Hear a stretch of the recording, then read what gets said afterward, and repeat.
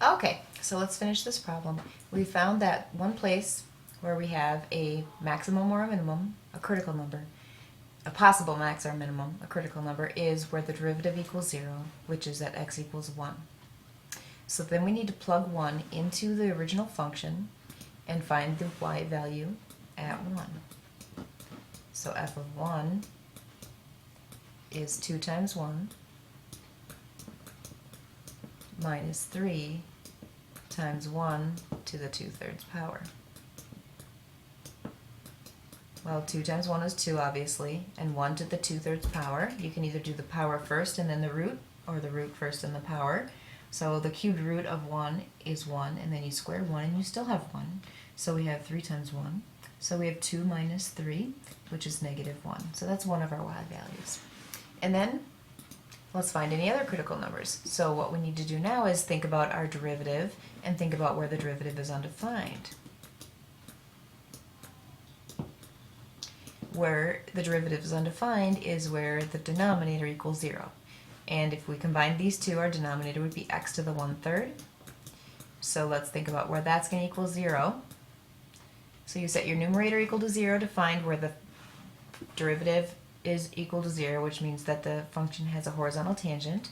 Or you set the denominator equal to 0 to find where the derivative is undefined, which means that something weird's going on in the function, like it could have a sharp turn or vertical tangent or something else. So cube both sides here, and we get x equals 0. So just looking at the graph, which normally we would not have this aid, look at the graph at 0, you see we've got a sharp turn there. So that's another critical number. So we're going to plug that critical number into the function, into the original function. We're looking for the y value now. So 2 times 0 minus 3 times 0 to the 2/3 is going to be 0. So those are the two y values that are critical numbers. We also need to check the y values for our endpoints. So f of negative 1, 2 times negative 1 is going to be negative 2. And then 3 times negative 1 to the 2/3. Cubed root of a negative number is, or cubed root of negative 1 is negative 1. And then you square a negative 1, that's positive 1. So we have negative 2 minus 3, because 3 times positive 1 is 3. So that's negative 5. And then if we plug in the right endpoint, that's 3, we'll have 2 times 3, which is 6, minus 3 times the 3 to the 2/3 power. Oops, that's a 2.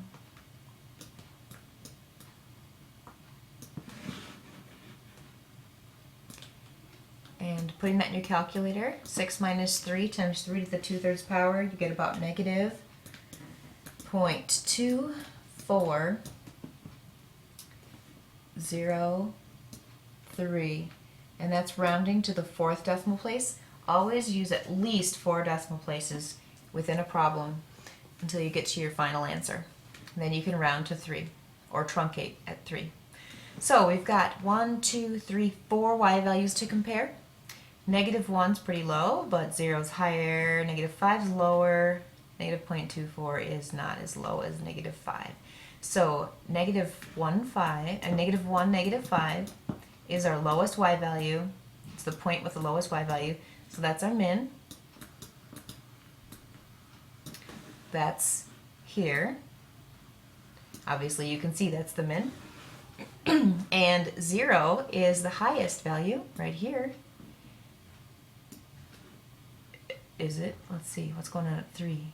3, yep. 3's down here. So that's a low point, but it's not the lowest in the interval. We would call that a relative minimum. We'll talk about that later because it's just lower compared to the ones around it, but it's not the lowest.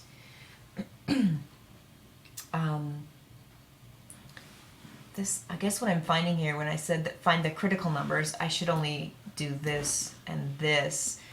But if it says to find the extrema, absolute extrema, that's what I'm doing.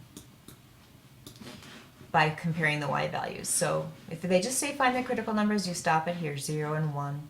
If it says find the extrema, then you go on to test the y value, test the values into the function to find the y values, and also test the endpoints. And then look for your maximums and minimums. And so 0, 0 is our max. And what type of maximums are these? Since they're on a closed interval, this is an absolute max, and this is an absolute min. All right, that's what you need to know for today.